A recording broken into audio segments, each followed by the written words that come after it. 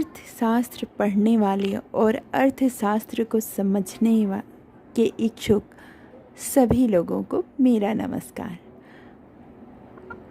अगर आप जानना चाहते हैं कि वो कौन सी आर्थिक समस्याएं हैं जिसके लिए हम सभी मिलकर इतने काम करते हैं, जिन्हें हम आर्थिक क्रिया कहते हैं, तो चलिए इस वीडियो में आज हम जानेंगे कि किसी भी आर्थिक प्रणाली जिसे हम कहते हैं अर्थव्यवस्था, उसकी क्या क्या समस्याएं होती हैं। अगर मैं आर्थिक समस्या की बात करूं तो ये पहले जानना ज़रूरी है कि आर्थिक समस्या का दूसरा पहलू क्या है। जिस तरह हर एक आईने के पीछे कुछ न कुछ तो होता ही है, ठीक वैसे ही इस आर्थिक समस्या के पीछे भी छुपी हुई है एक और समस्या, बस नाम उसका दूसरा है। वह समस्या है चुनाव की। चलिए जानते हैं कि चुनना किसे है। मनुष्य, हम सभी मानवों की इच्छाएं अनंत होती हैं। हम एक के बाद एक इच्छा करते जाते हैं और जब उस इच्छा की पूर्ति का हम प्रयास करते हैं तो वो बन जाती है हमारी आवश्यकता। और इस तरह हर व्यक्ति की आवश्यकताएं हो जाती हैं अनंत। लेकिन प्रकृति ने, या मैं यूँ कहूँ कि ईश्वर ने हमें जो संसाधन दिए हैं वो हमारी आवश्यकताओं और इच्छाओं के मुकाबले हैं कम। तो हमारी आवश्यकताएं हो गई अनंत और संसाधन हो गए सीमित। तो हमें चुनाव करना पड़ता है, चुनना पड़ता है कि हम किस आवश्यकता की पूर्ति पहले करने वाले हैं और किस संसाधन की मदद से। इसीलिए हम अर्थशास्त्र में आर्थिक समस्या का दूसरा नाम चुनाव की समस्या कहते हैं। और इसके संबंध में अलग अलग अर्थशास्त्रियों का बड़ा ही अलग अलग मत है। लेकिन एक बात जिस पर सभी अर्थशास्त्री सहमत होते हैं वो यही है कि आवश्यकताएं असीमित हैं और साधन सीमित हैं। इसलिए हमें उन सीमित साधनों का या तो वैकल्पिक प्रयोग करना पड़ता है या ऐसा सामंजस्य बैठाना पड़ता है कि उससे हम अपनी अनंत आवश्यकताओं को पूरा कर सकें। चलिए जानते हैं कैसे। जैसे कि आप अपने 100 रुपये के नोट से खाना भी खाना चाहते हैं, किताबें भी खरीदना चाहते हैं, एक अच्छी सी फिल्म भी देखना चाहते हैं और साथ में कहीं रिक्शे में बैठकर घूमने भी जाना चाहते हैं। नोट तो एक ही है 100 का। तो अब आप चयन करेंगे कि क्या चीज़ें ज़्यादा ज़रूरी हैं। अगर किसी को भूख लगी है तो वो पहले भोजन को चुनेगा। अगर किसी को मूवी देखने की, फिल्म देखने की तलब ज़्यादा है तो वो पहले फिल्म को देखेगा। कोई घूमने जाना चाहता है तो सबसे पहले वो घूमने जाने की सोचेगा। तो आपने किया ना चुनाव। ठीक वैसे ही हम हर दिन, हर रोज़, हर काम से पहले चुनाव करते रहते हैं। और इसी तरह का कुछ चुनाव हमारे देश की आर्थिक प्रणाली या अर्थव्यवस्था को भी करना पड़ता है और यही चुनाव कहलाता है आर्थिक समस्याएं। अब मैं उन महान अर्थशास्त्रियों का आपको नाम बता दूं जिन्होंने पहली बार व्याख्या की थी आर्थिक समस्याओं की। तो जी हाँ, आर्थिक समस्याओं के बारे में खुलकर बात की थी प्रोफेसर सैमुएलसन ने।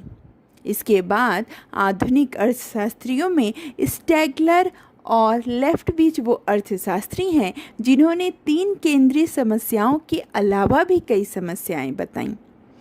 इस वीडियो में हम उनकी भी चर्चा करेंगे, लेकिन उससे पहले जरा एक बार लेफ्टविच की दी हुई बड़ी ही मान्य परिभाषा पर नज़र डाल लेते हैं। लेफ्टविच ने कहा था कि आर्थिक समस्या का संबंध वैकल्पिक मानवीय आवश्यकताओं में सीमित साधनों का प्रयोग करने और इन साधनों का इस दृष्टि से उपयोग करने से है कि आवश्यकताओं की अधिकतम संतुष्टि हो सके।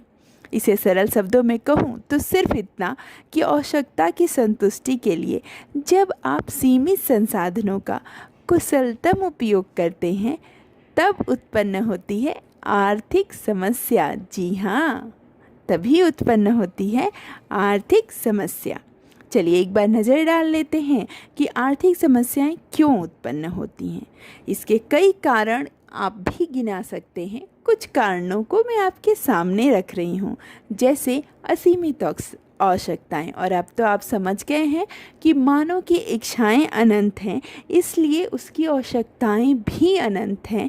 एक के बाद एक नवीन आवश्यकता उत्पन्न होती रहती है और मनुष्य की सभी आवश्यकताओं को संतुष्ट नहीं किया जा सकता। इसीलिए उसके सामने बार बार चयन की समस्या या आर्थिक समस्या उत्पन्न होती है। आवश्यकताओं की तीव्रता में भी तो अंतर होता है। अभी मैंने आपको समझाया कि 100 रुपये के नोट से आप क्या क्या कर सकते हैं और आप अपनी इच्छा अनुसार चुनेंगे जो चीज़ आपको ज़्यादा ज़रूरी लगेगी। इसे ही तो कहते हैं आवश्यकता की तीव्रता में अंतर। कि प्रत्येक व्यक्ति की आय या हम कह लें एक देश में आर्थिक जो संसाधन होते हैं वो सीमित मात्रा में होते हैं और देश की अर्थव्यवस्था को हर बार चुनना पड़ता है अपने देश के लोगों की आवश्यकताओं को ध्यान में रखते हुए।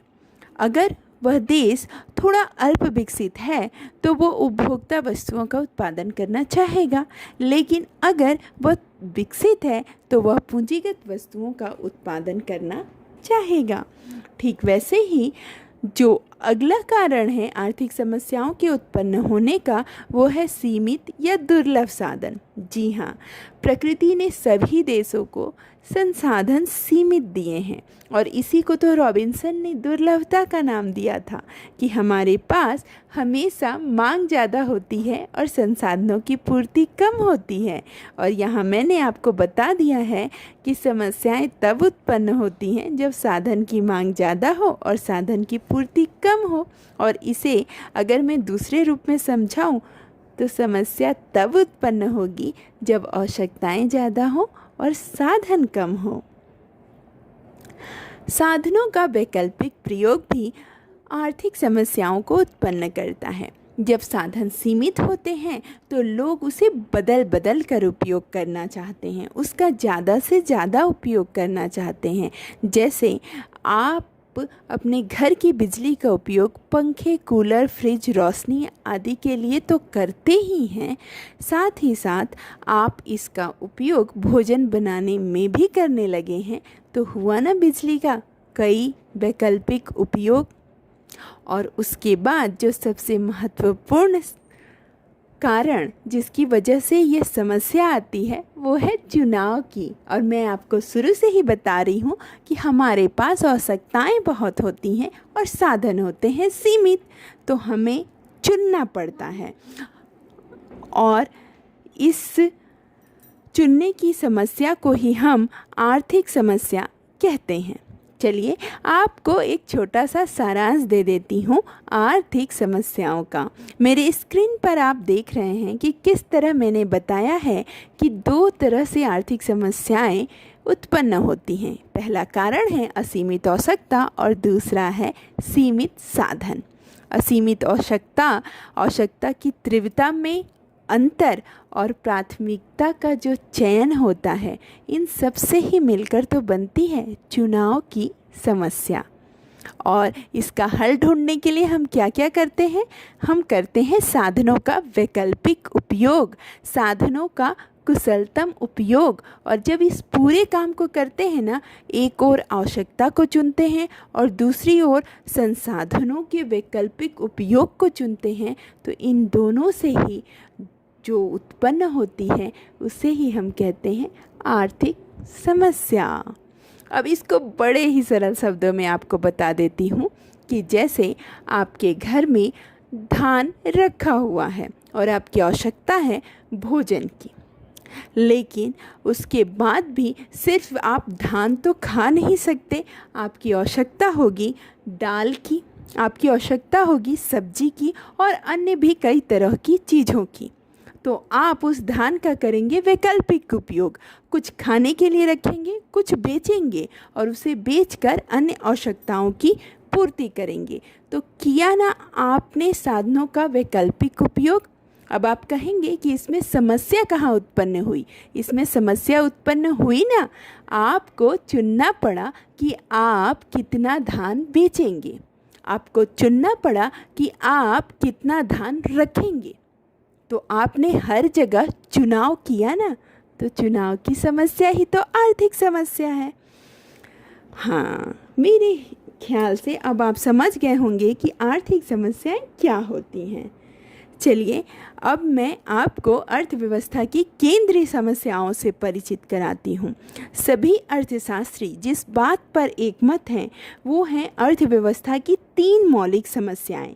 क्या उत्पादन किया जाए, कितनी मात्रा में किया जाए, उत्पादन कैसे किया जाए और उत्पादन किसके लिए किया जाए।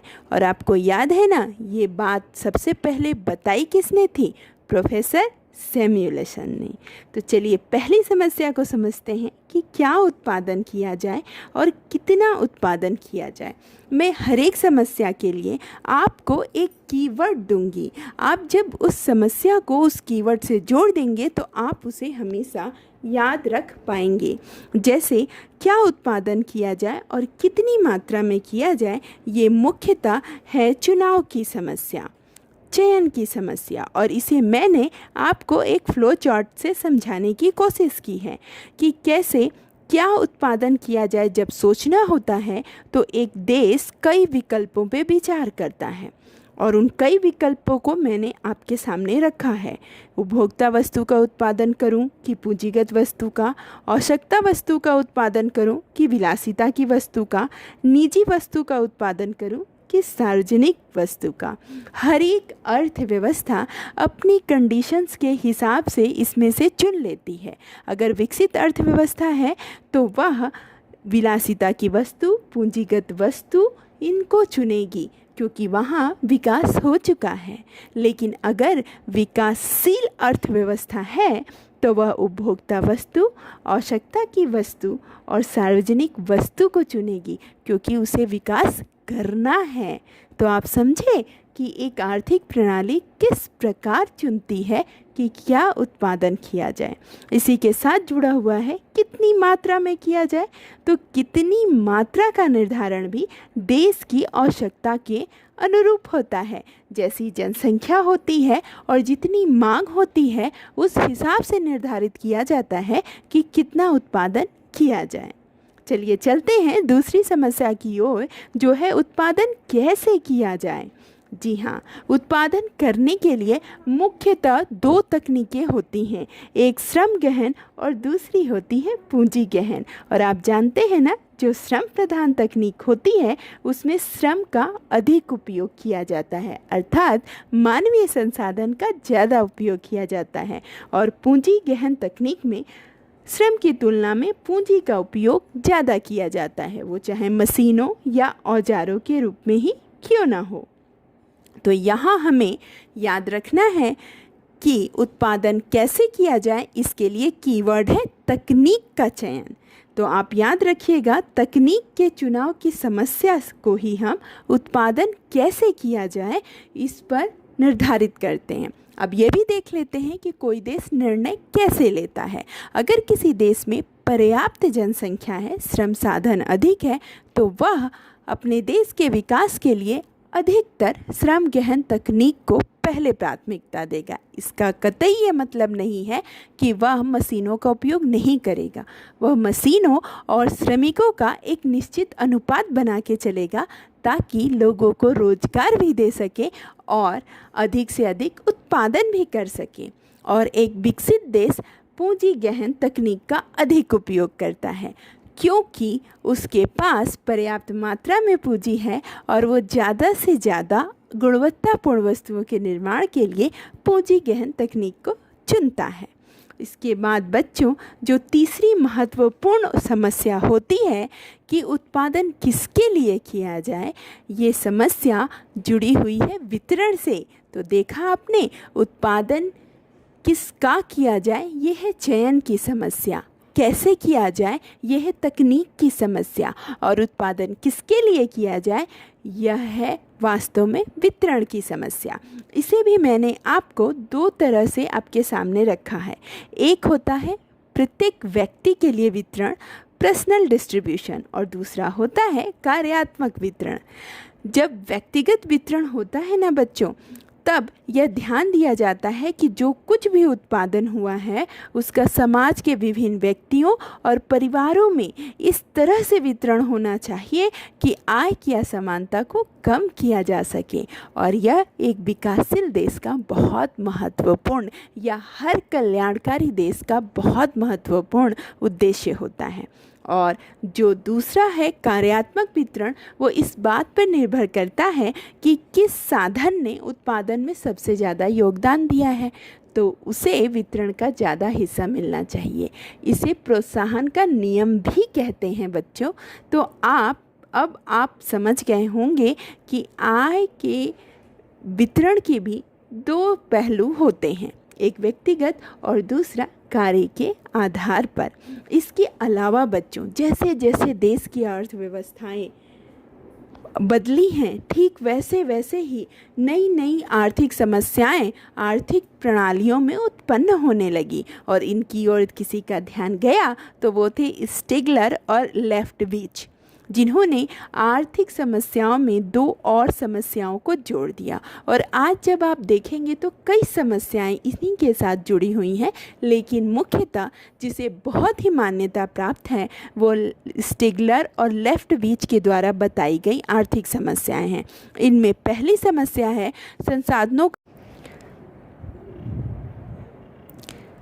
साधनों का कुशलतम उपयोग कैसे हो। अर्थव्यवस्था की एक प्रमुख समस्या होती है संसाधनों के कुशलतम उपयोग की, और इस समस्या के होते हैं दो पहलू। पहला तो ये कि उत्पादन के सभी साधनों को पूर्ण रोजगार देना, और दूसरा कि इन साधनों का कुशलतम उपयोग करना।